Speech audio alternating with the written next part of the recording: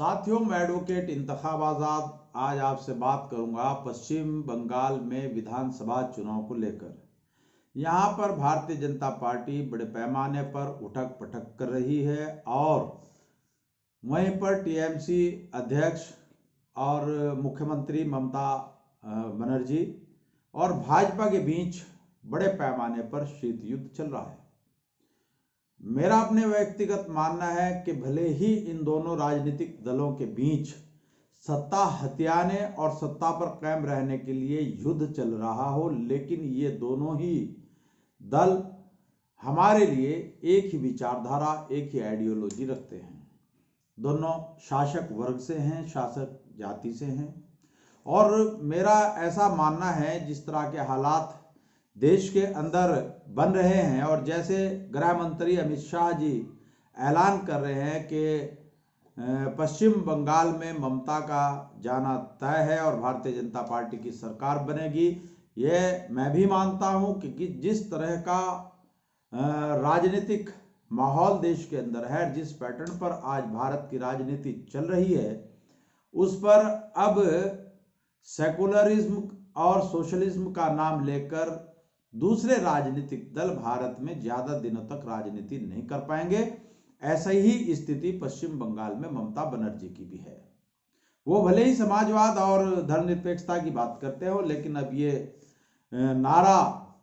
ये जुमला बनकर रह गया, ये खोखला साबित हो रहा है। इसके सहारे भारत की राजनीति पर कब्जा नहीं किया जा सकता। उसके लिए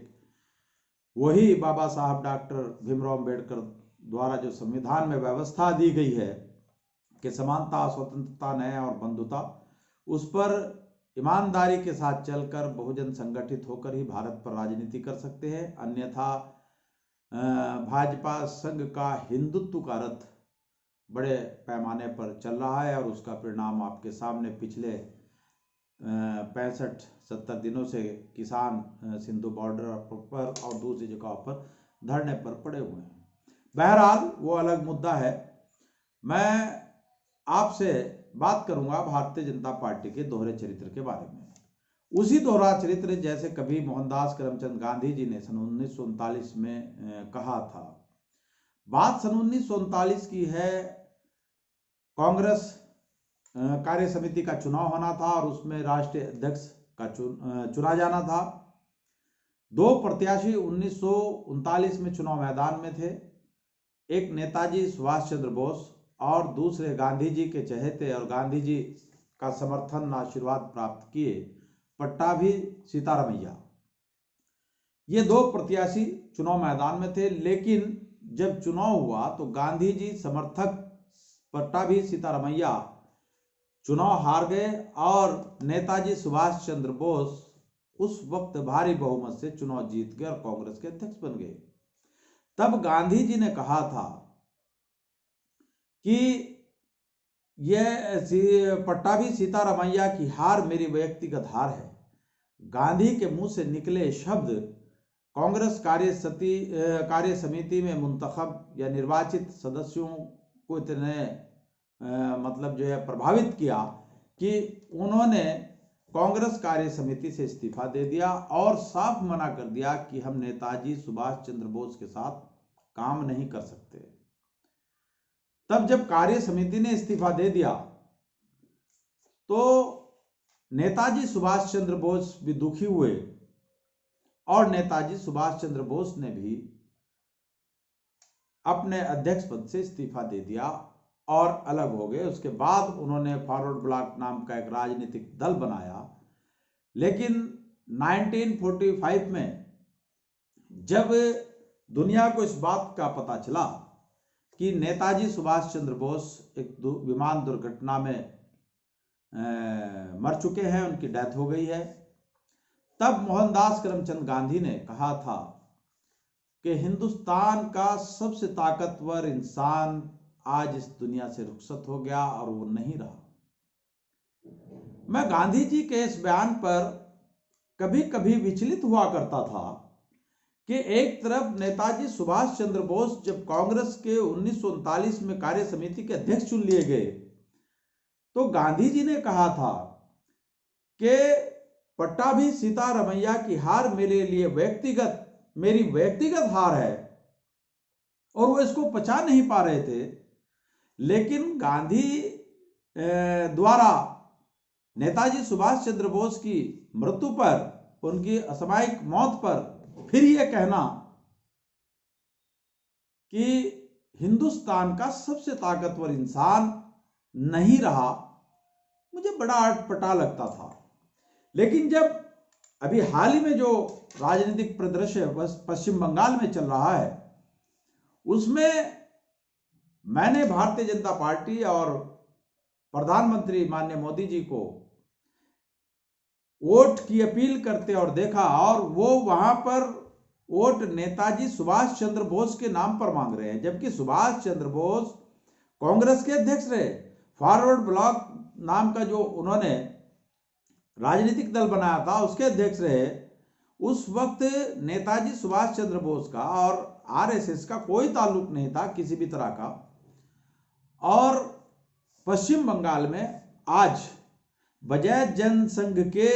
संस्थापक सदस्य और हिंदू महासभा और मुस्लिम लीग के साथ पश्चिम बंगाल में नॉर्थ वेस्ट फ्रंटियर प्रोविंस में, सिंध में संयुक्त सरकार बनाने वाले, और उस संयुक्त सरकार में मुस्लिम लीग और हिंदू महासभा की संयुक्त सरकार में उप मुख्यमंत्री रहे माननीय श्यामा प्रसाद मुखर्जी के नाम पर मांगना चाहिए था। लेकिन जनसंघ के संस्थापक अध्यक्ष और हिंदू महासभा मुस्लिम लीग के 1939 में सरकार के गठन में उप मुख्यमंत्री रहे श्यामा प्रसाद मुखर्जी के नाम पर भारतीय जनता पार्टी या भारतीय जनता पार्टी का नेतृत्व करने वाले प्रधानमंत्री नरेंद्र मोदी जी उनके नाम पर वोट नहीं मांग रहे हैं, और वो वोट मांग रहे हैं नेताजी सुभाष चंद्र बोस के नाम पर। जैसे जब गांधी जी का दोहरा चरित्र था, जब नेताजी सुभाष चंद्र बोस ने पट्टाभी सीतारमैया को भारी वोटों से हराकर कांग्रेस के अध्यक्ष पद पर कब्जा किया,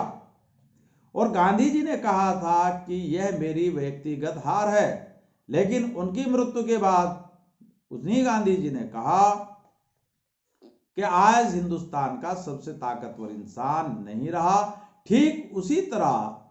आज भारतीय जनता पार्टी भी पूरे मुल्क में श्यामा प्रसाद मुखर्जी की आइडियोलॉजी पर काम करती है, जनसंघ की आइडियोलॉजी पर काम करती है। लेकिन एक बात समझ से परे है देश के लोगों की कि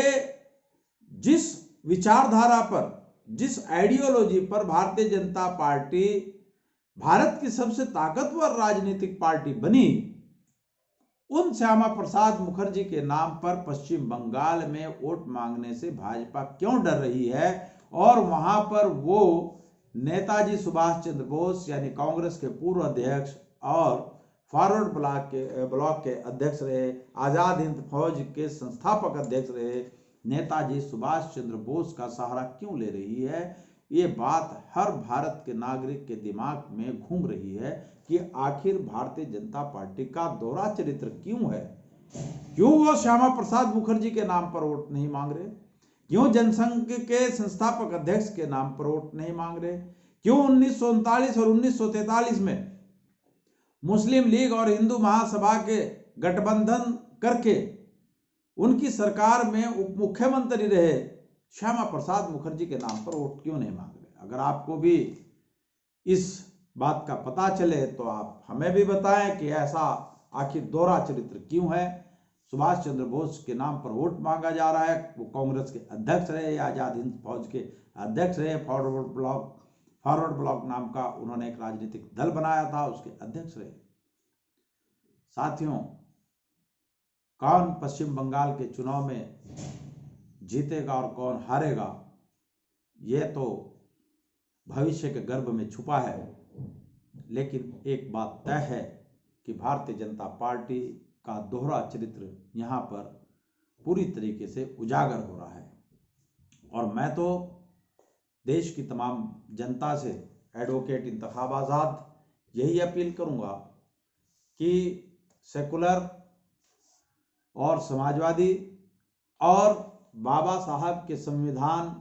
में विश्वास रखने वाले और बाबा साहब के द्वारा दिए गए समानता, स्वतंत्रता, न्याय और बंधुता पर आधारित व्यवस्था के अनुसार ही पश्चिम बंगाल की जनता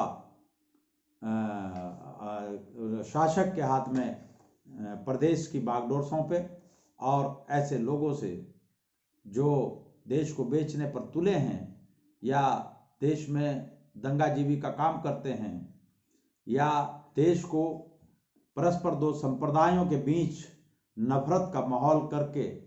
देश की शांति व्यवस्था भंग करके सत्ता पर काबिज रहना चाहते हैं, ऐसे तत्वों से, ऐसे लोगों से पश्चिम बंगाल को बचाएं और अपना मतदान भी करें। साथियों, आपने मेरी बात को ध्यानपूर्वक सुना, उसके लिए आपका बहुत बहुत धन्यवाद। और मैं साथी एडवोकेट इंतखाब आज़ाद आप लोगों से अपील करूंगा कि यदि आपने तहलका एक्सप्रेस यूट्यूब चैनल सब्सक्राइब न किया हो तो मेहरबानी करके तहलका एक्सप्रेस चैनल को सब्सक्राइब कर वीडियो को शेयर करते हुए लाइक्स एंड कमेंट्स भी देने का कष्ट करें। जय भीम, जय भारत, जय मूल निवासी।